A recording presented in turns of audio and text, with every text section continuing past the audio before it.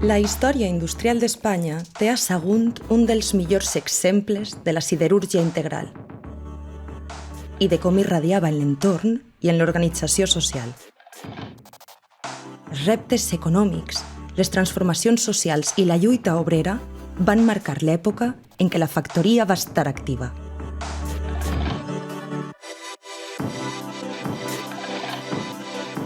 Per tal de recordar este passat industrial i apuntalar la memòria col·lectiva, continuen dempeus alguns elements icònics, com el forn alt número 2.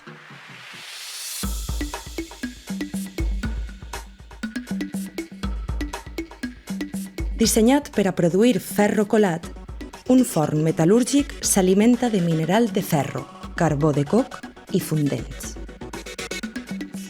Estes matèries s'introdueixen en el forn a través de tremuges que ascendeixen pel pla inclinat fins a arribar al tragador. Simultàniament, s'injecta aire calent a l'interior, cosa que assegura la reducció del mineral i la combustió del coc. L'última fase d'este procés, anomenat colada, es produeix en el gresol. Mitjançant el sagnat s'obtenen el ferro colat i l'escòria, que és la deixalla dels elements no aprofitables. La construcció del forn alt número 2 començà en 1922. La primera colada de ferro colat es va produir en 1926.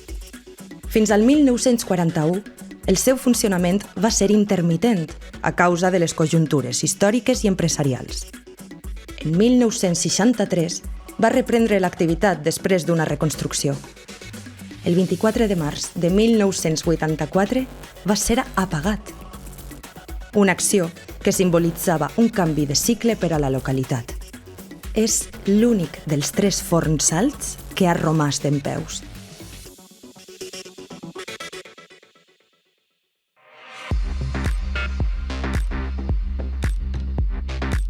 El segle XX començava per a Sagunt amb una iniciativa crucial dels empresaris bascos Ramon de la Sota i Eduardo Aznar, la constitució de la companyia minera de Sierra Menera.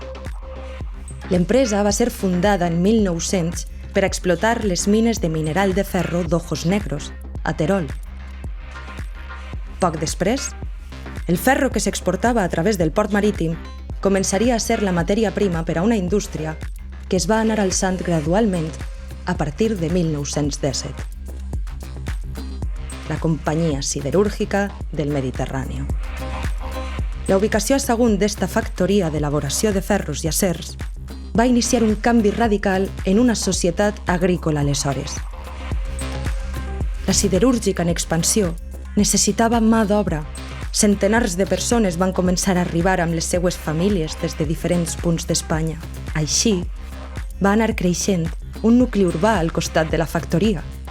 La proximitat entre la fàbrica i els habitatges era similar a la que hi havia entre l'empresa i la seva plantilla, a la qual es proporcionava assistència mèdica i social, habitatge, educació i oci.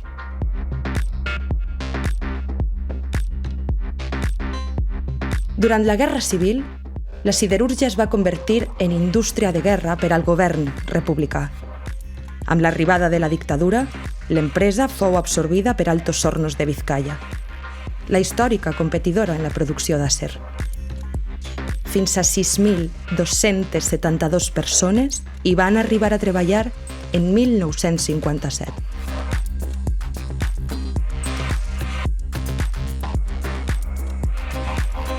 En 1971 es creà Altos Hornos del Mediterrani, per a explotar la 4ª planta siderúrgica integral.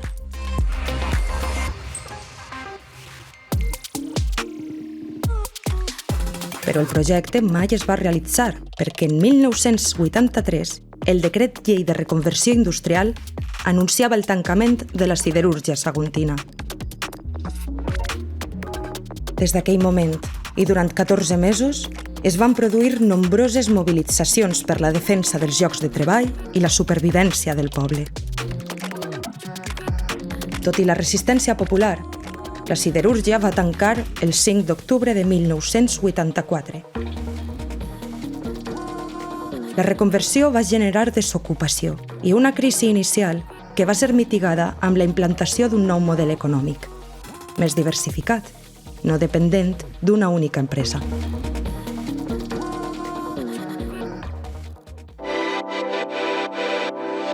En 1998 es va iniciar la rehabilitació del forn alt número 2, que s'ha convertit en un símbol de la particular història de la localitat. El monument va rebre en 2012 el Gran Premi Europa Nostra en la categoria de conservació. En 2024 va ser declarat bé d'interès cultural.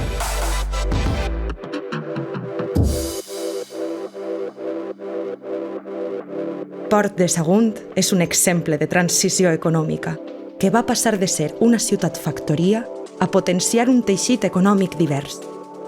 Fins i tot mantenint la seva identitat lligada a la indústria, continua adaptant-se a les demandes del present sense deixar de mirar al futur.